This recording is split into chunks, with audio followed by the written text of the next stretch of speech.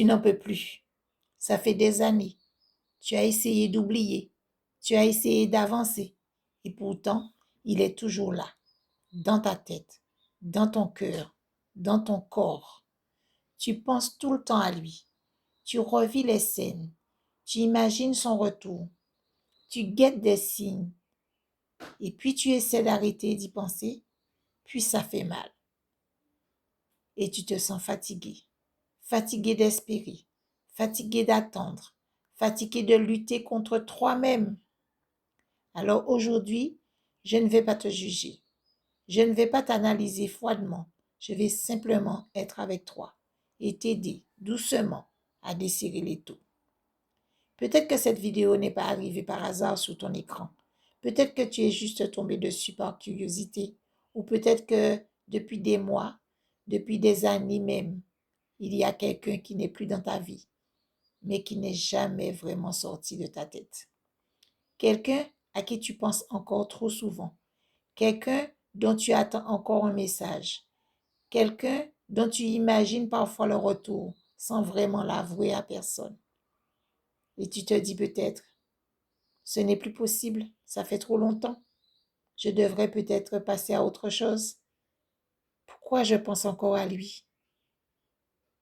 Et pourtant, tu vis ta vie, tu travailles, tu avances en apparence. Mais à l'intérieur, il y a cette fatigue, cette attente, cet espoir, cette lutte silencieuse contre tes propres pensées. Et si tu te reconnais, ne serait-ce qu'un peu dans ce que je viens de dire, alors reste avec moi quelques minutes. Abonne-toi à cette chaîne si tu le sens. Parce qu'aujourd'hui, on va parler de ce que tu n'oses peut-être pas toujours dire. Et surtout, de comment commencer à t'en libérer doucement, sans te faire violence. Si tu es en train d'écouter cette vidéo en te disant « c'est exactement ça que je ressens », alors je veux que tu saches une chose tout de suite. Tu n'es pas étrange, tu n'es pas faible, tu n'es pas bloqué. Tu es juste resté attaché à quelqu'un qui a compté énormément pour toi. Et quand un lien a été très fort, il ne disparaît pas par un claquement de doigts.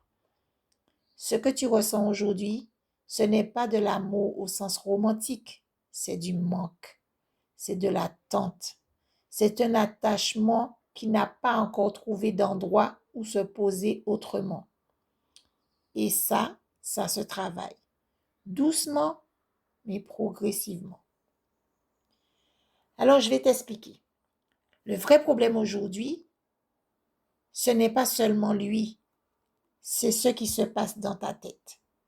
Tu revis les souvenirs, tu refais les discussions, tu imagines les retrouvailles, tu revois les endroits que vous avez visités ensemble. Tu t'inventes parfois même des scénarios. Et plus tu penses à lui, plus ton corps ressent du manque, de la tristesse, de l'angoisse, de l'espoir mêlé à la douleur. Et ce mélange est extrêmement addictif émotionnellement. Ton cerveau cherche une réponse, ton cerveau cherche une chose, retrouver ce qui lui a manqué d'un coup. Alors, il te renvoie sans cesse vers lui, même si ça te fait souffrir.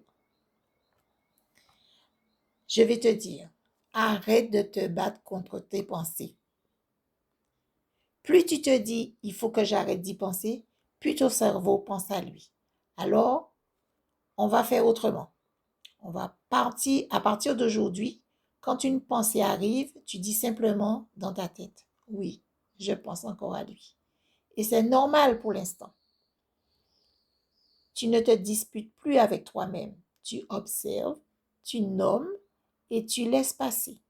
Tu verras que moins tu luttes, moins la pensée s'accroche.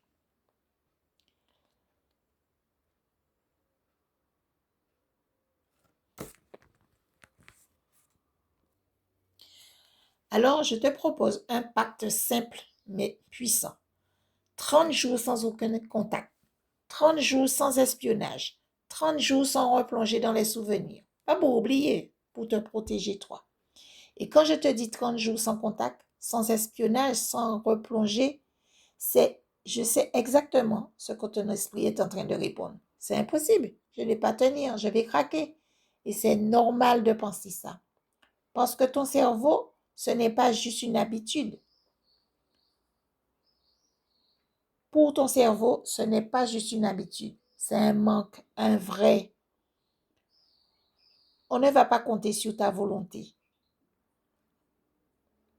Alors, ne va pas compter sur ta volonté. On va installer des protections concrètes. Tu bloques l'accès, pas demain, mais aujourd'hui. Tu supprimes son numéro ou tu l'archives pour ne pas voir. Tu archives les photos dans un dossier hors de ton téléphone. Tu retires son nom de ton historique de recherche. Pas pour l'effacer de ta vie, non. Pour t'empêcher de te faire mal quand l'émotion arrive. Tu anticipes des moments de faiblesse. Pose-toi cette question. À quel moment je craque le plus souvent? C'est le soir? Est-ce que c'est le week-end? Est-ce que quand je suis seule, quand je me sens seule, ou quand je suis triste ou fatiguée? Et prépare une liste d'urgence. Une personne à appeler, par exemple, quand ça arrive. Une activité toute prête à faire.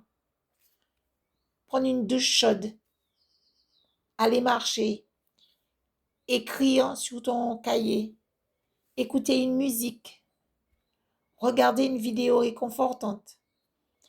Faire une tisane. Quelque chose qui t'apaise. Aller parler à une copine. Tu ne laisses plus ces moments au hasard. Tu ne laisses plus ces pensées t'envahir. Quand l'envie est trop forte, l'envie d'appeler, l'envie de l'espionner, dis-toi, je vais agir, je n'agis pas pendant 24 heures.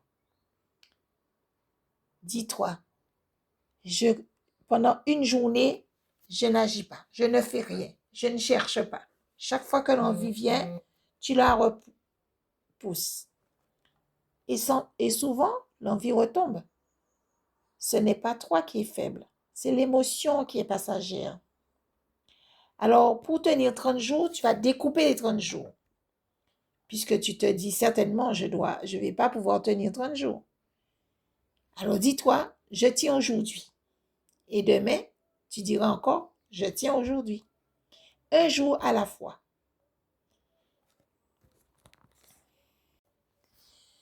Maintenant, je vais te parler de l'espoir. Ce qui te maintient la tête sous l'eau. Tu penses que c'est quelque chose qui te fait tenir, mais en fait, elle te détruit. L'espoir qu'ils reviennent, l'espoir qu'ils comprennent, l'espoir qu'ils changent, l'espoir qu'un jour vous vous retrouviez. L'espoir t'empêche de t'effondrer, mais il t'empêche aussi de te relever. Je ne te demande pas de tuer cet espoir aujourd'hui, je te demande juste de te poser cette question honnêtement. Est-ce que cet espoir m'aide à aller mieux ou est-ce qu'il me maintient dans l'attente de la douleur? Beaucoup de femmes restent bloquées là pendant des années, pas par manque d'amour, pas par manque de vide que ça laisserait, mais l'espoir, on ne l'a... Je vais te dire, l'espoir, on ne l'arrache pas, on le transforme. Aujourd'hui, ton espoir est tourné vers lui. On va doucement le rediriger vers toi. Alors, tu vas écrire 2 colonnes. Une colonne, si jamais il revenait, ma vie serait plus. Donc, rajoute. Qu'est-ce que ta vie serait comment? Si jamais il revenait, comment ta vie serait au quotidien, jour après jour? Comment lui il serait? Quelle serait son attitude? Et toi, comment tu te sentirais? Et tu mettras une colonne 2 en face, et tu vas écrire qu'est-ce que je peux faire moi pour créer ça sans lui. C'est-à-dire que si tu dis que dans la colonne 1, quand il va venir, je serai en sécurité, Mais alors, regarde, qu'est-ce que toi tu peux faire? Peut-être mettre de l'ordre dans ta vie financière. Si tu penses que dans la colonne 1, tu as mis que quand il va revenir, je serai en joie, ben, reprends une activité qui te fait vibrer. Voilà. Petite, dresse ces 2 colonnes et dis-toi quel est l'avantage que j'ai, pourquoi j'espère qu'il revienne et qu'est-ce que je peux faire pour combler ce qui va m'apporter s'il revient. Et petit à petit, ton cerveau comprend que ce que tu cherches chez lui peut aussi venir de chez toi. Alors, ce que tu vas faire, c'est que tu vas remplacer le lien. Pas le casser, hein? Non. On ne coupe pas un attachement comme on coupe un fil. On le remplace. Aujourd'hui, ton lien à lui comble plusieurs choses. Alors, tu vas te poser et on va transformer ça en action concrète. Si tu manques de tendresse, rapproche-toi de personnes sûres. Si tu manques de reconnaissance, mets de l'énergie dans un projet à 3. Et si tu manques de valeur, commence à faire quelque chose chaque jour, une chose uniquement pour toi. Je vais te dire, un attachement, ça se déplace. Il ne disparaît pas dans le vide. Tu avais l'habitude de lui parler, de partager, d'attendre ses messages, de penser à lui. Ce vide doit être occupé, sinon tu retombes. Alors, commence un carnet intime. Écris tes pensées. Écris comme si tu parlais à une amie, même quelques minutes. Raconte tes journées. Écris une activité, ce que tu as fait. Et puis aussi, inscris-toi à une activité régulière pour rencontrer d'autres personnes, pour faire du sport, faire des ateliers, faire des marches, faire une activité pour occuper ton esprit et se reconnecter avec les autres. Ne reste pas seul dans ton attachement. Même si la présence de l'autre est un peu tiède, mais il vaut mieux avoir quelqu'un que de se fondre dans la solitude. Alors, aujourd'hui, tu vas arrêter d'attendre. Parce que tant que tu attends, ta vie reste en suspens. Alors, je te proposais quelque chose de simple, pas énorme. Une seule chose. Cette semaine, tu vas faire quelque chose pour toi. Pas pour guérir, pas pour oublier, juste pour te remettre un peu en mouvement. Un rendez-vous, une activité, une sortie, un projet, même si tu n'en as pas envie, même si tu te forces un peu. Parce que le mouvement aide le cœur à se remettre à battre ailleurs. L'attente se fige. Alors on va réintroduire du mouvement très simplement. Je ne te demande pas de bouleverser ta vie, je te demande une action par semaine, pas plus. Par exemple, inscris-toi à un cours de danse, de peinture, de sport. Accepte de partager un déjeuner avec une copine. Va à la plage, passe un moment ou sur une place. Invite une amie à aller voir un film au cinéma. Va prendre un café avec quelqu'un, ou seul, ou même seul. Va manger une glace toute seule.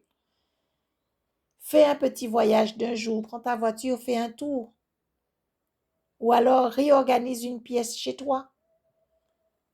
Refais la déco dans une pièce. Pas pour oublier, c'est pour rappeler à ton corps que ta vie est encore en mouvement. Et tu verras, on va reprogrammer tes pensées. Les pensées reviennent toutes seules. Mais toi, tu peux choisir ce que tu leur ajoutes. À chaque fois que tu penses, et s'il revenait, et si je le voyais, mais tu ajoutes tout de suite, peut-être, mais aujourd'hui, je prends soin de moi. Encore et encore. Ce n'est pas magique, c'est juste de la rééducation affective. Tu n'es pas en train d'échouer. Tu es en train d'apprendre à aimer autrement. Et peut-être que pour la première fois, tu es en train d'apprendre à t'aimer sans t'abandonner. Alors, voilà une phrase qui va t'aider à revenir au réel. Chaque fois que tes pensées repartent vers lui, répète doucement dans ta tête. Ce lien a existé, mais ma vie est ici, maintenant, encore et encore. Ce lien a existé, nous avons vécu ensemble, mais ma vie est ici et maintenant, encore et encore. Ce n'est pas magique, mais ça rééduque ton cerveau. Alors, j'aimerais que tu retiennes que tu ne souffres pas parce que tu aimes trop. Tu souffres parce que tu attends encore. Tu ne peux pas guérir dans l'attente. Tu guéris dans le mouvement, dans le recentrage, dans la reconstruction. Et surtout, tu n'as pas à traverser ça toute seule. Se détacher, ça s'apprend, ça s'accompagne et ça se respecte. Alors, si cette vidéo te parle, si tu t'es reconnu dans ces mots, alors reste ici avec moi. Abonne-toi à cette chaîne parce qu'ici, on parlera de guérison émotionnelle, d'attachement, de reconstruction et surtout, comment se retrouver soi après avoir perdu quelqu'un. Et si aujourd'hui, tu es fatigué d'aimer dans le vide, alors peut-être que le vrai retour que tu attends, ce n'est pas le sien, mais c'est le tien. Mais peut-être que tu as refait ta vie, peut-être que tu vis avec quelqu'un et que tu continues à penser à ton ex. Je vais te dire maintenant, et tu vas te reconnaître encore plus si c'est ton cas. Tu as refait ta vie. Il est là, présent, aimant peut-être. Et pourtant, dans ta tête, il y a encore l'autre. Et ça te fait culpabiliser. Tu te dis, je suis injuste, je suis ingrate, je ne suis pas normale. Et parfois même, je préfère être seule que de vivre ça. Je vais te dire une chose clairement. Tu n'es pas une mauvaise personne. Tu es une femme qui n'a pas fini son sevrage affectif. Et vivre avec quelqu'un pendant qu'on est encore attaché à un autre, c'est une des situations les plus douloureuses intérieurement. Alors, on a du mal à le supporter. Tu as du mal à supporter l'homme avec qui tu vis. Ce n'est pas vraiment lui que tu n'arrives pas à supporter. Ce que tu n'arrives pas à supporter, c'est la comparaison. Le fait qu'il ne soit pas lui.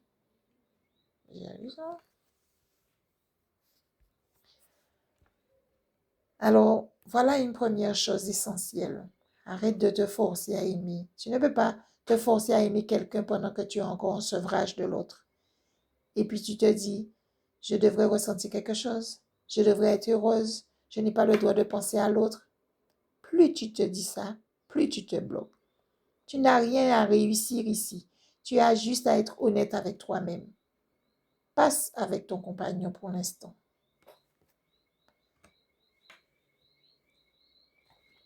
Qu'est-ce que c'est ça? Tu dois être juste honnête avec toi-même.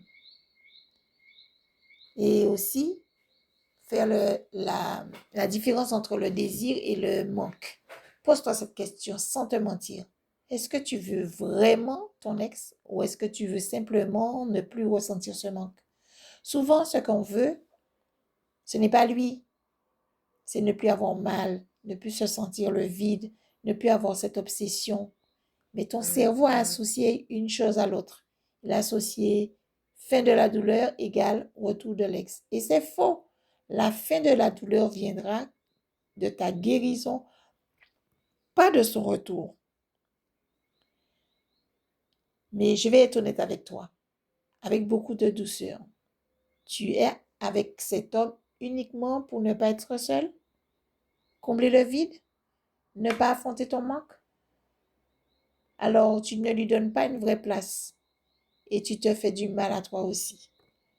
Tu te retrouves dans un entre-deux, ni vraiment avec ton ex, ni vraiment avec l'homme présent, et cette position-là détruit lentement. Alors voilà ce que tu peux faire concrètement maintenant. Fais un test simple. Pendant une semaine, observe-toi sans te juger.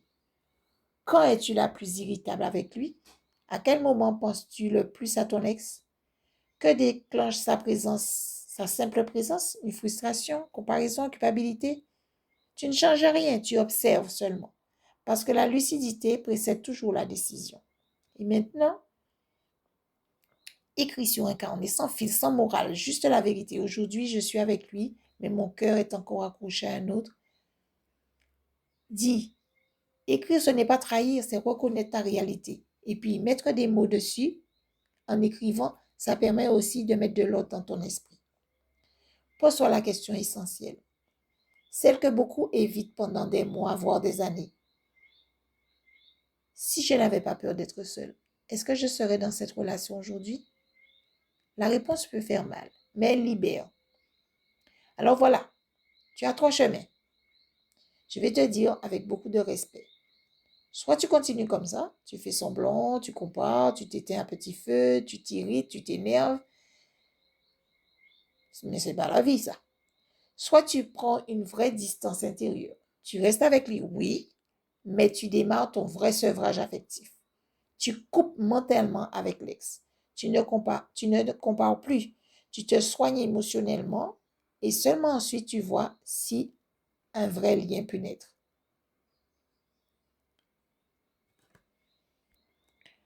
Car je te dis, tu as le droit d'être perdu, tu as le droit d'être partagé, d'avoir refait ta vie sans être guéri, d'avoir besoin de temps. Mais tu as aussi le devoir de ne pas t'abandonner toi-même dans une histoire que tu n'habites pas vraiment.